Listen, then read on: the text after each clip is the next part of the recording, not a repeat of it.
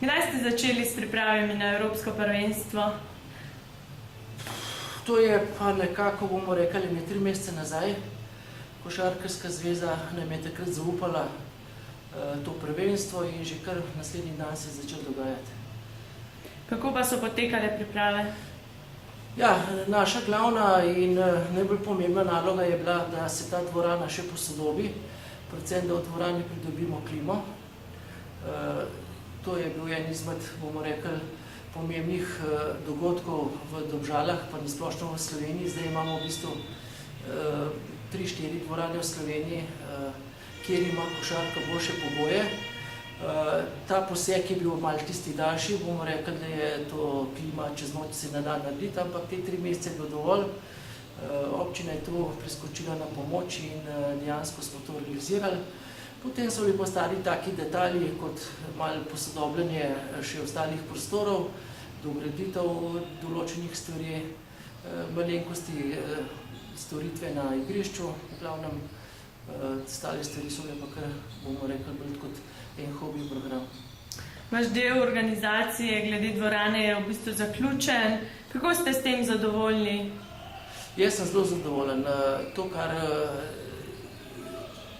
eno evropsko prvenstvo lahko ponudi, jaz mislim, da ponujemo maksimalno. Sama organizacija od podjetja Evropskega prvenstva, Košarkarske zveze naše občine, mislim, da smo tu naredili res en maksimalen support in ta Evropsko prvenstvo je zelo na visoki nivoju, vsaj kolikor poznam.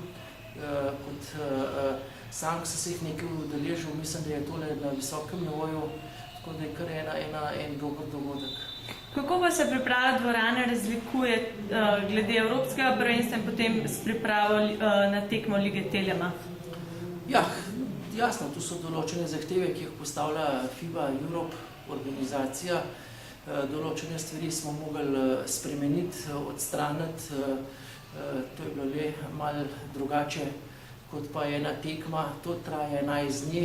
V dvorani je 31 tekem, to ni malo, tako da dejansko vsak kotiček v hali komunalnega centra okoli smo mogli maksimalno premisliti, kako bomo to izkoristili. To je daljši dogodek, tako da je bolj zahtevno kot pa ena ABA liga. Koliko ljudi je pomagalo pri tej organizaciji oziroma pripravi dvorane?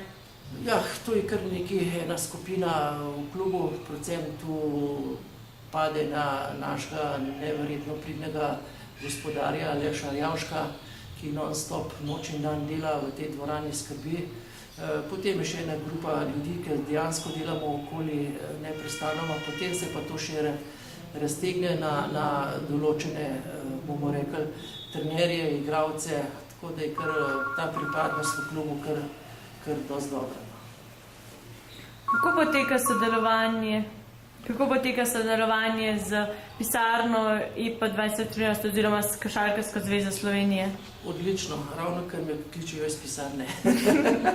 Samo še eno vprašanje hitro. Koliko mislite, da se bo gledalcev udeležilo slovenske tekme z Italijo? Jaz mislim, da bo dvorana polna. Jasno, to je pa prva tekma, prvi test. Tu je nekaj tako rekoč prostih vstopov, kot VIP kart, povabil, akreditacij, tako da je to mogoče tudi malo testiranje za naprej, sem pa prepričan, da bo dvorana polna. Najlepša.